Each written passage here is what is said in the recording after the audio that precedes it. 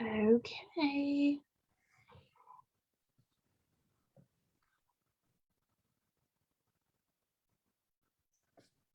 Good afternoon, everybody. We are live. I'm Sophia Towns with the Low Country Autism Foundation. This is Community Conversations, and we are super excited today. We have my friend Sarah Hansen, who is a speech therapist, speech pathologist at Low Country Therapy Center here in Bluffton, South Carolina. And today we're going to talk about AAC devices and communication within the autism community. And so this is a really important subject for many of our families that we serve. So please, if you have any questions, please post your questions in the comment section and we will get those answered for you. So with that, we'll go ahead and get started. Sarah, how are you doing? I'm good, thank you. Good. Well, let's go ahead and just dive in a little bit here. What is an AAC device? AAC stands for augmentative or alternative communication. And so a device it's an electronic device that speaks for the individual and can either be direct select with your finger. There's eye gaze where it actually reads your eyes, where they're looking for children who cannot reach out and touch.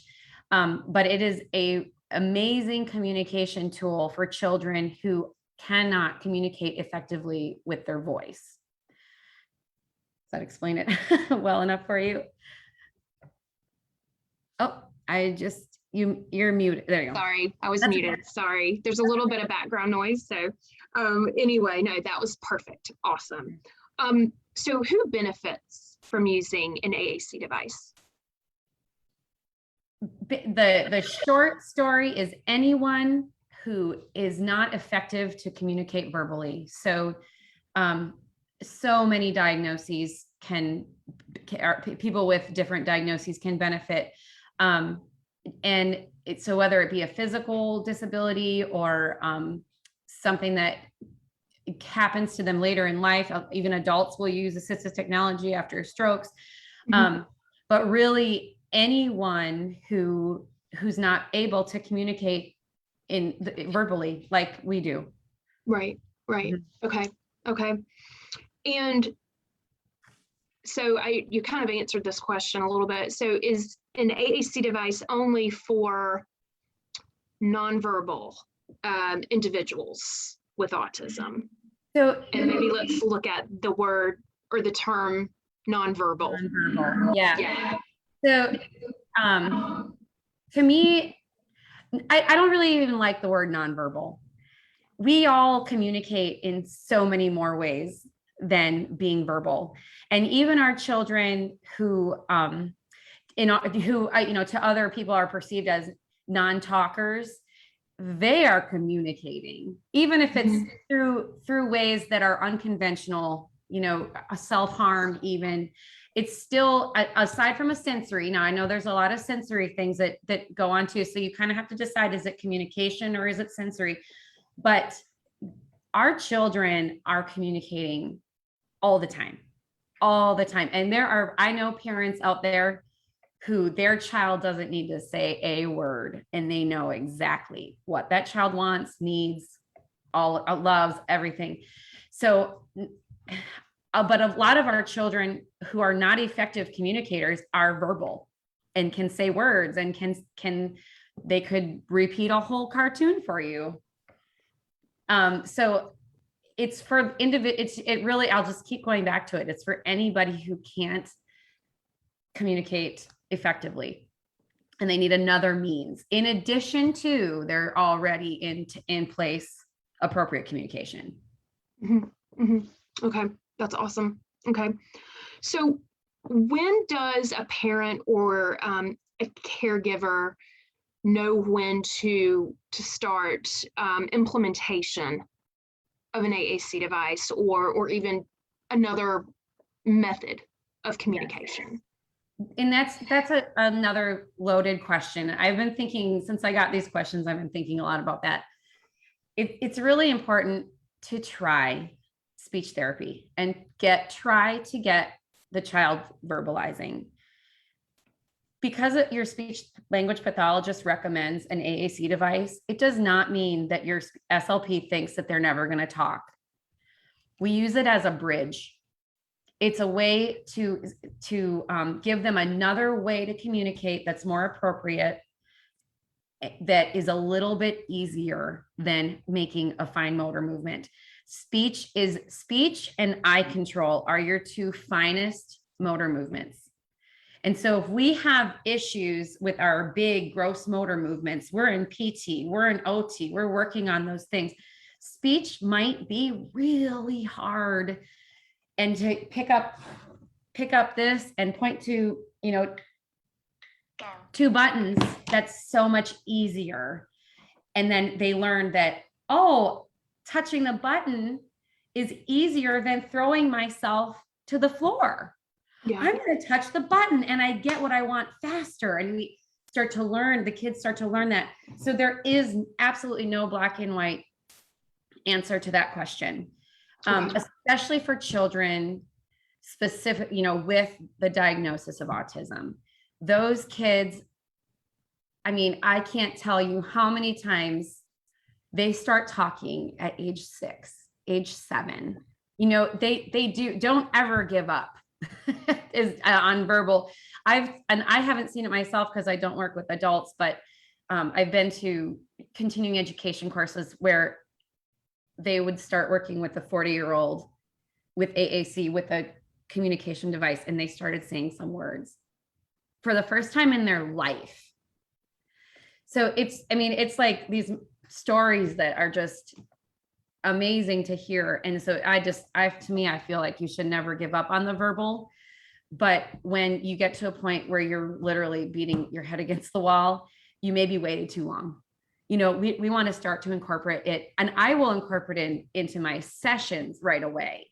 It doesn't mean that I'm going to say to the parent, go spend the money on this to use at home, because it is a bridge. And this is kind of getting into your next question, but you also to do it, to get a speech device through Medicaid and other insurances, you have to show that you tried the speech therapy.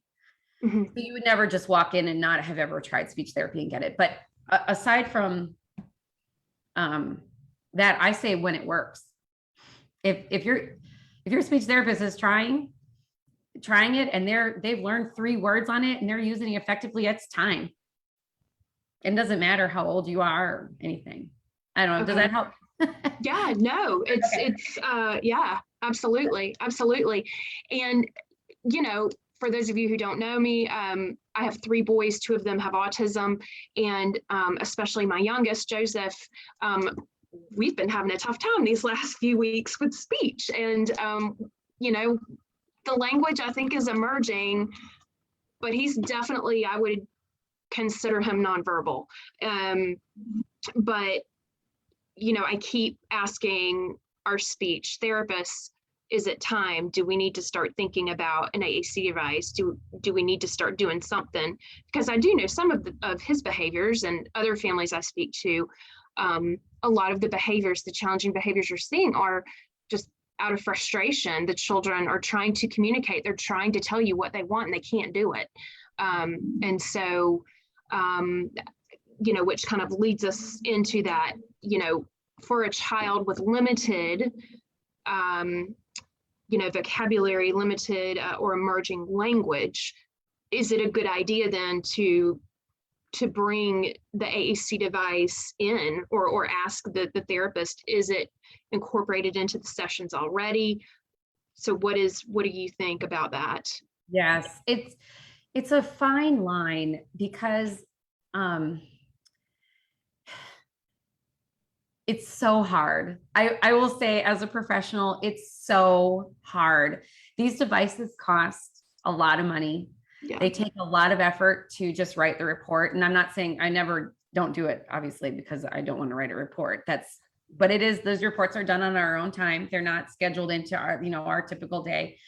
And I think it's hard to decide, do I want to use my precious therapy time with this patient who is emerging, like I can see the gains, and have them teach them a computer program when I think that they're going to be verbal. I think they're going to, I hate to use that word verbal. I think that it's going to come naturally.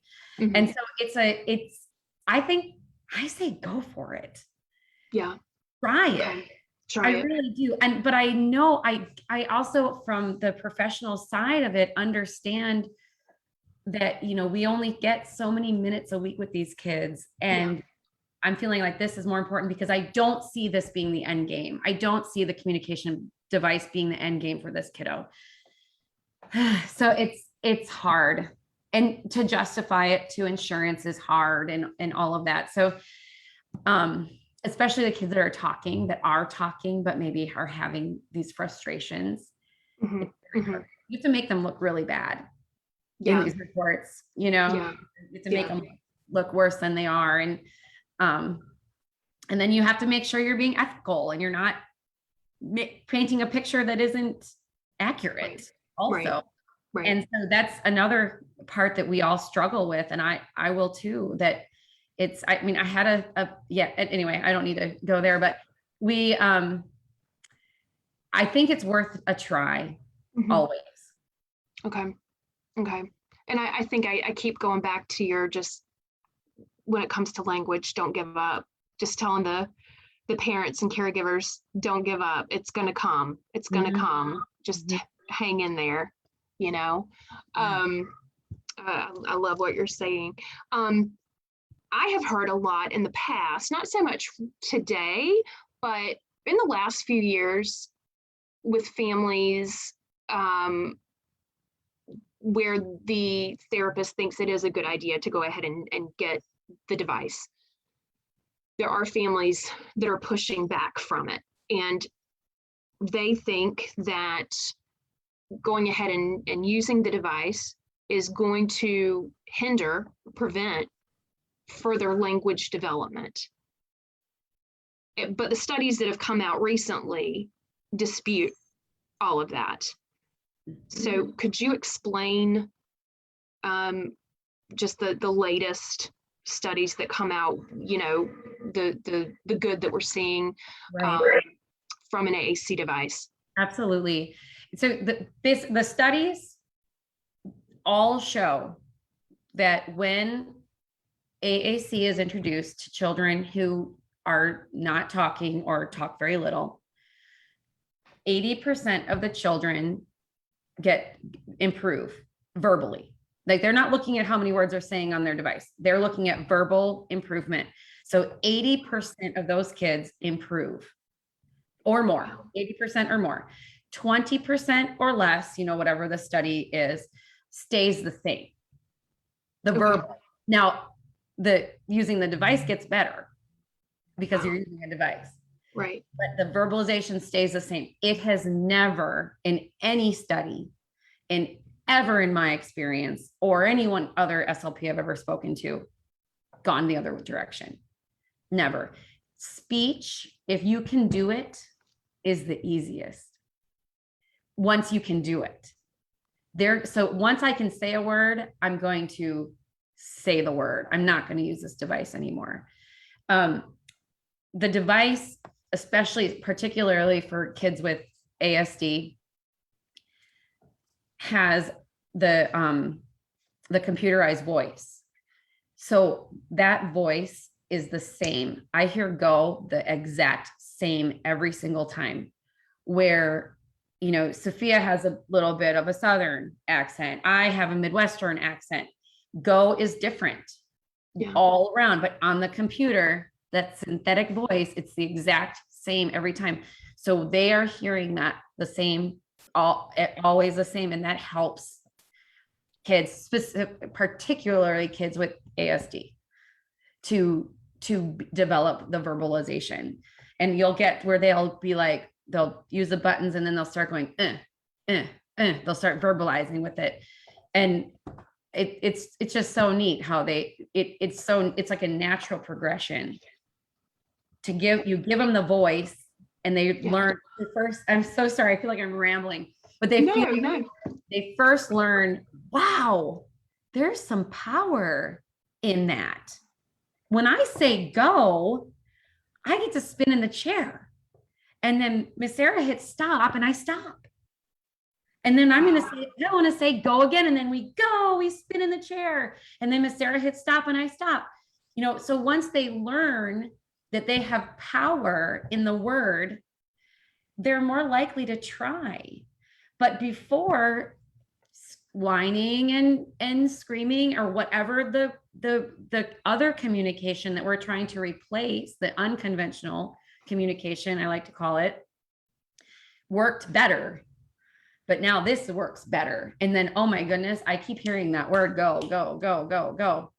And the hope is that we will then, that the child will start to say some approximation of go. Yeah. That's that bridge you were talking about. It's a bridge. Yeah. And we use sign language as a bridge. I'll use even this low, I know we're not talking about low tech, but this is a low tech. So I don't know if you can, it's like all core vocabulary. And then we've got like this little flip book thing up here that you can use. It's great. It's a great therapy tool. I don't know that I would ever really recommend a family to do something like this, because the minute you put all the words in, you're missing one. You just always need more. You know what I mean? You always need more. At least on an AAC device, you can go to the keyboard and type it out. Oh, wow. You know what I mean? You can, so you're not stuck on just the words that are in there. You can program it for yourself, and you can also just type. And that, now I will say there are studies out there, and I am not as well versed on these particular studies as I would like to be, but that they are learning that teaching spelling and reading, like really honing in on it, the children will sit and start typing words. And I've seen them do it. I've seen that. I even have a little fella who I would definitely consider, you know, for lack of a better term, nonverbal. And he says his ABCs on the QWERTY keyboard. Like he sits and types them out, A, B, C, D, E. He's gonna write, he's gonna type. I guarantee he's gonna type.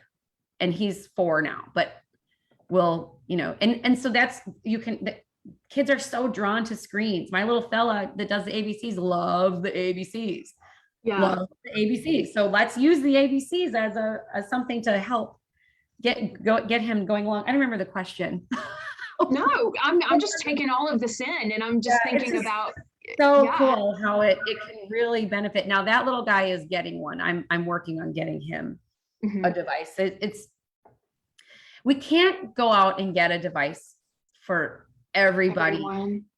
That I don't know how to say this. I don't want to say it wrong.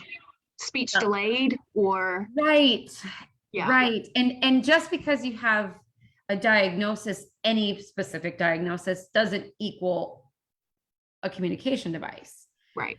I do think we under consider it. I'll say maybe even I do, just like talking out loud, you know, we really should be considering it, you know, more and more, I think, with our kiddos. But again, it's such a fine line of not that if insurance doesn't cover it, that doesn't mean that you shouldn't have it. Right. But getting it is more difficult. But it is very difficult to get insurance to approve it, is what you're saying? As long as we can justify it. We can definitely, it has to be justified. Gotcha. Everybody's so different. And little Joseph, you know, I just don't know him well enough. Yeah. You know, to know for sure. But sure, you know, it's so hard. I know. On our end. And the parents too. It's so hard. Yeah. Yeah. But I think we're just, for me, I think we're just in a bit of a little bit of regression maybe. And, you know, I've had BCBAs tell me before, you know, especially with autism, you have these ups and downs, and you have this progress, and then you are going to go down a little bit, and then, but you're going to start to go up again. And it just kind of have these ebbs and flows. Well, and aside from AAC, just on that note, if you don't mind chiming in. Yeah. I really believe that when that happens, there's a cognitive development happening that we don't know about. So coping skills go out the window. Yeah. They usually last about 2 to 3 weeks. Yeah. And then you add a child that has sensory integration deficits and a communication deficits, and that just makes it that much worse. Yeah. You know, I really do think that it's cognitive development. And sometimes you don't even know what it is, but sometimes we're like, oh my goodness, he picked his fork up and put it in his mouth for the first time. Like that must be what the problem was, you know? Yeah, exactly. So I guess that's another thing is, you know, a little bit of a regression. We want to see it consistent. And so what, you know, after 2 or 3 weeks, we see that go up again. That maybe doesn't justify going the AAC route. And there's also a lot of really great low tech things that can be really helpful. A little belt that has a couple words like, I don't want this, I need a break, just things like that aren't high tech. Right. Because the more you have to carry around, the more you have all of that stuff, it just makes it so much more difficult. It's worth it when they really need it. But I like to keep it as simple as we can at the same time. You know, it's just tricky. Simple is good. Yeah, definitely. Did you, before we hopped on, you mentioned you had this awesome, like, it's almost like a list of rights to communicate. Can you share some of that with us? Yes, please. Yes, thank you for reminding me. So the National Joint Committee for the Communication Needs of Persons with Severe Disabilities, they have this Communication Bill of Rights. And I actually got this off the Dynavox website, so it's pretty easy to find off the So it just says all people with a disability of any extent or severity have a basic right to affect through communication the conditions of their existence. Beyond this general right, a number of specific communication rights should be ensured in all daily interactions and interventions. Some of these rights are the right to interact socially, maintain social closeness, and build relationships, to request desired objects, actions, events. This is a big one, to refuse or reject undesired objects, actions, or events. We do not give our kids a way to reject. No is not an option for them. And we have got to stop that.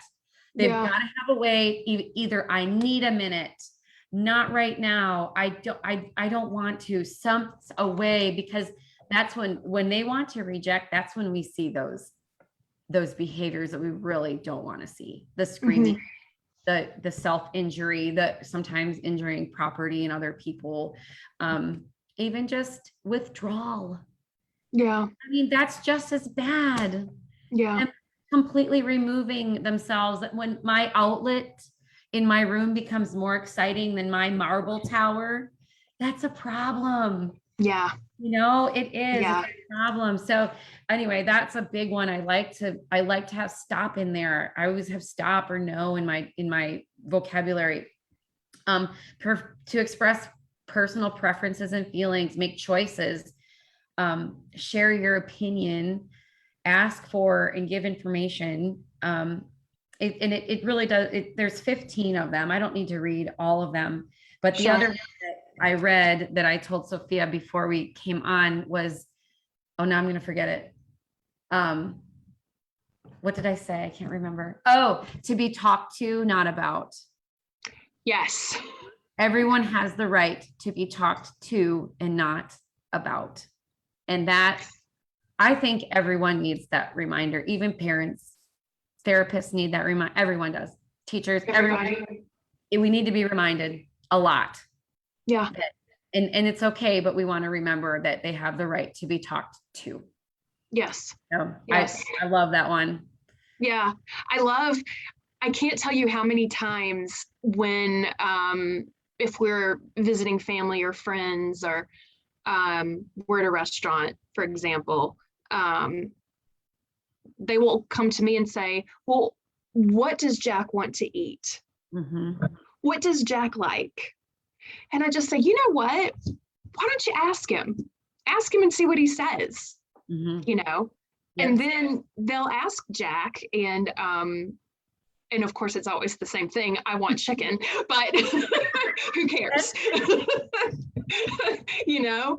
And so it's yeah, absolutely. Talk to them, not about them, especially in front of them. It's, they can hear you. They can hear you. They can understand you. I love that one. Absolutely. Absolutely. Well, anything else that you feel like you need to add? Oh my gosh. The myth that you had asked about. Yes. I'm going to see, do we have to be done in 3 minutes? No, we can go over. You're fine. Okay. So I feel like we pretty much, let me just make sure that I'm not, the hinders the child development or speech development. One thing I do want to cover that I run into with other professionals and sometimes parents is that there is one prerequisite to using AAC, and it's breathing. That's it. And awake. I see you have to be awake too. Yeah. So it's, I have a little girl, oh my gosh, and she has an eye gaze device, and she, mom's like, she plays on all the time. She, you know, she's on it all the time, but we really haven't gotten to where we can have like this communication yet, like true communication. And mom was talking about going somewhere, like to drop something off. So she wasn't even going to be going in. And they heard the device go, no go, I want go. I was like, what?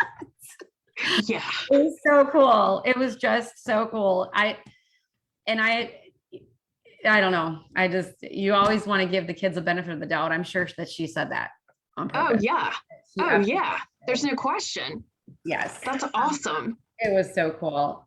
So I guess the myths, we pretty much covered them, because it doesn't hinder. It's not a last resort. It is good to try to, you know, get that speech, but once you get your device, don't stop working on speech. We still want to work on verbal output. We still want to work on those things. That's not, the device doesn't replace it. And then I did add, I also wanted to just touch base on some challenges that the SLP teacher professionals might have once we get the device. Okay. And I forgot one of my myths. Sorry. You're fine. Go ahead. Into it. It's that, let's see. This is going against, you know, the whole thing, but it's good to have realistic expectations. And one myth is that AAC will fix all of my communication difficulties. That just isn't true. It's a piece of the puzzle. It's, I meant to touch on multimodal communication. I don't remember if I said it or not, but multimodal communication is we accept all appropriate forms of communication. So hand signs, verbalizations, using the device, facial expressions. At home, we have a little bit different language than we do out in the community. We accept all of it. It's not that the device is just going to be there, the device. And really, the verbal is what we really want, but any of those communications are fine, are good.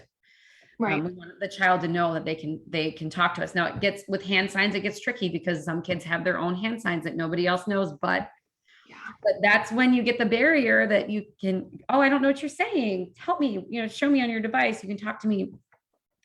But having those realistic expectations, and then, you know, with that, the device can be intimidating. Really? I mean, I don't know. Can you see this one? Oh yeah. Parents look at this and they're like, oh, my child could never do that.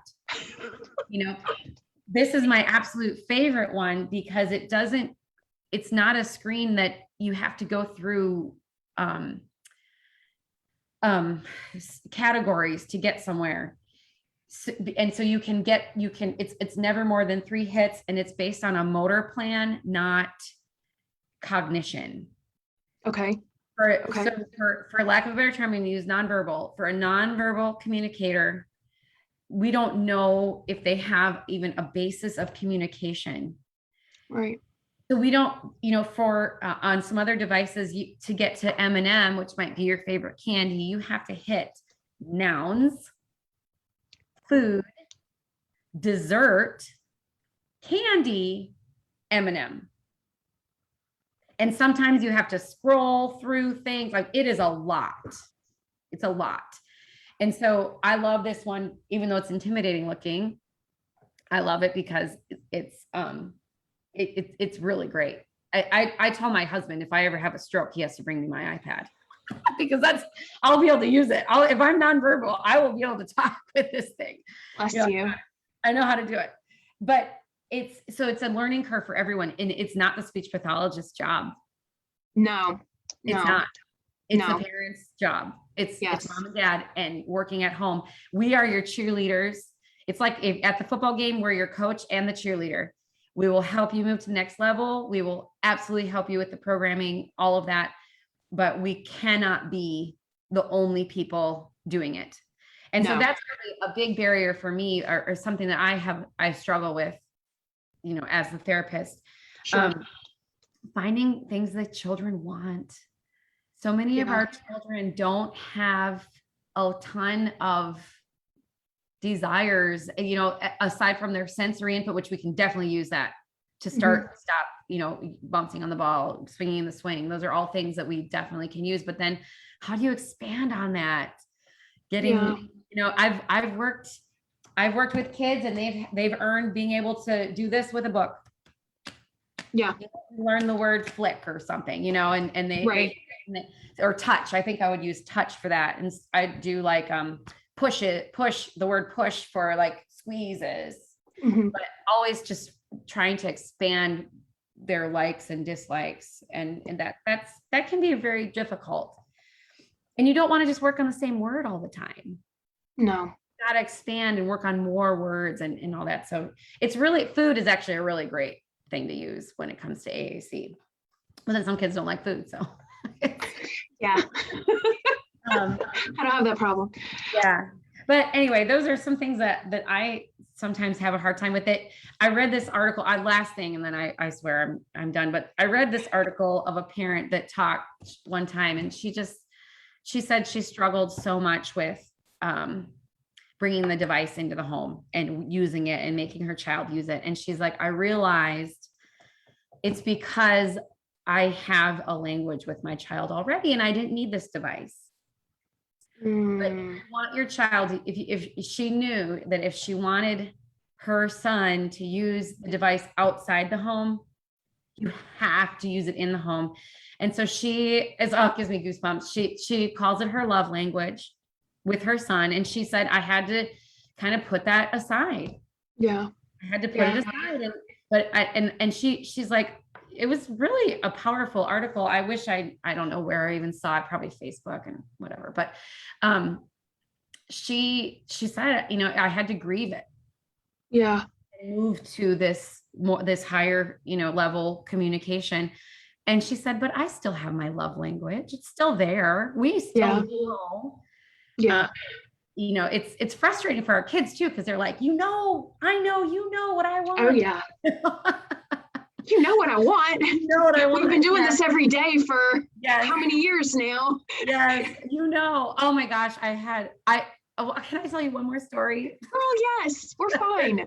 I had this kiddo who, he's still my patient. I actually asked mom if I could talk about him a little bit. And he's now 16 and, uses the lamp device I just showed you, but there are lots of other ones. I'm not telling you that's the only one.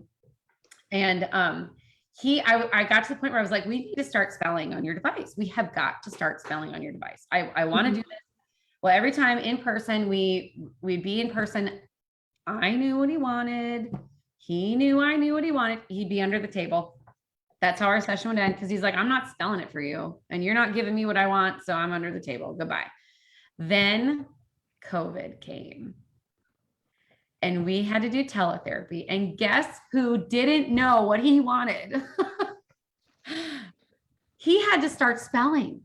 Wow. And he would take pictures of like internet searches because he likes to look things up on the internet. Yeah. And then I would look things up and share my screen so he could see it. So he would know what he wanted. He'd take pictures on his own and he would go back and forth between the picture and lamp and like, okay, like ABC, DFG, and start. And I would sit and wait for him. And that child is writing words, typing words now. Wow. I mean, I'm just like, geez, Louise, that was an amazing thing that came out of the pandemic. Amen. That is awesome. I know. That is awesome. Because he knew that I didn't know. He knew I was like, Elijah, oh, sorry. I don't know. You know what? I got to tell you, I had in the back of my mind, I think I knew who you were talking about. Yes. When you said under the table, I'm like, I know who this is. Yeah, but he has been, and he is one that in, I don't know what grade, first or second grade, the teacher looked, we don't go to IEP meetings, but at that time it was something that I felt I needed to do. And I Sure. went and I don't even know that we would be invited anymore, but Uh-oh. the teacher literally looked at me in the eyes and said, do you really think you can do this? And I said, yes, I do. And I'm not going to listen to you anymore. I'm going to get this for him. And because he was doing it for me. Yeah. Because I was doing things for it. And that's one other thing with AAC is it's language. It's not testing. It's not finding out what you know. It's back and forth communication. So often, and I'm guilty as a young therapist, guilty as charged. Where's the dog? Where's the window? Where's this? I mean, how long would your conversation last with me if I ran into you and I was just like, hey, Sophia, where's the door? Point to the door. That's not communicating, that's testing. Yeah. And there's a really big difference. So if you're not doing something motivating to the child, right, you're not going to get anywhere. Right. This John Holler and the guy that made this LAMP program, he's amazing. He's like, I just want to be him when I grow up. But he said his biggest thing is if it doesn't bring joy, they will not learn. They won't learn. And he said joy, like, 50 times in a 1-day course. Joy. It has to bring joy to the patient. So if they're not learning it, they will not learn it and it will not sink in. And that's where that goes back to my finding the things that they really want. Yeah. Because a lot of things, even if they like them, they're not worth the work. They'll go find my outlet. Yeah. It's not worth it. It's not worth it. Yeah. So finding the things that are worth the job at hand. And anyway, I could go on and on. I'm very passionate about it. No, I love this. Like I'm going to have you, if you'll do it again and we can expand and talk about more things related to speech. This is awesome. You're a rock star. I have one more question I thought about. When you were talking about, the parents, it's really on the parents and the caregivers to really get that going. You are the speech therapists are your cheerleaders, they're the coach, but at the end of the day, it's on the family. They need to do this. And I have witnessed in some of our programmings with Low Country Autism Foundation, when we have had some kiddos show up before to some events and mom and dad left the device at home. Right. And so it does leave us a little frustrated when, we're trying to engage and communicate, and all of my volunteers are trying to do the same, but they didn't come with the device. And so I just want to make sure, because none of my kids have the device. I mean, the device needs to be going with that child everywhere, correct? 100%. Yeah. Yes, absolutely. It would be like putting a piece of duct tape over your face. And even if that child doesn't choose to use that device, it needs to be present. They need Yeah. to be able to go get it and bring it to you so that they can use it. I know I've heard, I don't know anybody personally, but I've heard stories through classes and things that that parents, like the kids get to the point where they talk, but every now and then they'll go get their device because they word they can't think of, or they can't quite get it out right, or we don't understand it.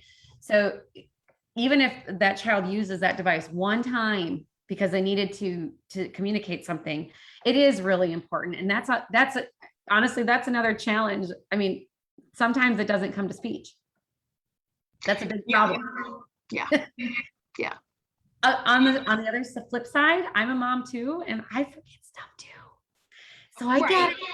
Right. Don't skip speech because you forgot the device. Just try as hard as you can to get it there as much as possible. I mean, I see both sides. Life is hard. Yeah. Yeah, definitely. So it's not that I'm not, I see it. I get it. Another thing that I have a hard time with is a lot of times the school district will provide an iPad for kids for the school year, but then they keep it over the summer. And so to me, they have to turn it in. So they have a communication system that's working for them, and then they don't have it for the summer. And that's where I don't know what it is about this area.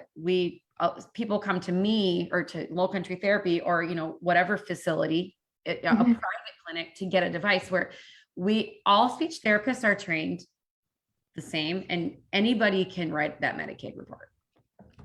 Just any speech therapist, a school-based, a private practice-based, all of that. So to take that away at the end of the year, I wish it was different. I'll just say that. I wish it was different. And maybe it can be when they actually get one for themselves. But what else happens is I'll get a patient that wants a device, and I don't really agree with the device that the school chose. Yeah. And that's hard. That makes it really hard, because then I either have to succumb to that choice, or try to fight it. And again, intimidating, it's something that you don't know, especially computer, is very intimidating. So it's a matter of us professionals working together to find the right fit for these kids. And again, it's hard. I don't even know how else to say it. It's hard. Yeah. Especially when the school's kind of limited. Like they have a certain number of apps that they're giving to you. Right. So I'm not knocking a professional or the school. They try to accommodate as many people as they can. They have limited resources and funds also. Right. So I don't want that to come across like I'm upset with the school. I know everyone's working very hard, and everyone has the child's best interest at heart, but it just makes it difficult. It makes it more difficult. But short story, yes, the device should go everywhere. Yeah. Yes, or at least some form of communication. You can laminate the front page of your communication and bring that in the pool. So it's like you just picture a picture of your communication, but you take it in the pool. So you don't have as many words, but core words you can use. Core words are words that we can take anywhere. Go, stop, on, off. They're words that you can use in every single environment. And if you just have a basic core word board, you can communicate. The child would be able to communicate in the pool, in the bathtub. So you can't, there's always a room for low tech. Yeah. Yeah. Always room for low tech. Definitely. What if your device is dead? What if it does? What if it breaks and you have to send it off? Those are things that are not perfect. Sometimes you have to send it off to get fixed. Right. I mean, that stinks. What does a family do when that happens? You kind of have that plan B with some low tech. If you, it depends on the type of device. Some, like the big companies, Dynavox, PRC, they'll provide you with a loaner. Okay. They will. Okay. So that's really wonderful. And then like if you use an iPad, generally speaking, most families these days have another iPad that they can put on or borrow an iPad. But yeah, sometimes you can go the low tech, and sometimes kids unfortunately just go without, and I hate that for them. But a lot of companies will give you a loaner while they're fixing it. Okay. And companies come with warranties too. Okay. My goodness, Sarah Hansen, you are a rock star, sister. It was my pleasure. I feel so honored. Gosh, you are awesome. Thank you so much. And I guarantee you're going to be asked to come back and kind of, talk about some other topics in the speech and autism world. But thank you so much. And I definitely asked families at the beginning to post any questions they may have in the comments. And so guys, what I can do is I will then send, if you posted any questions, I'll send those questions over to Sarah. And then when she has time, she's very busy, but we will try and get those answered for you as best as we can. So thank you guys so much for joining us today. Sarah, you're awesome. You're awesome. Thanks, girl. So we will see you soon, and everyone have a great weekend. All right. Take care, guys. Bye. Bye.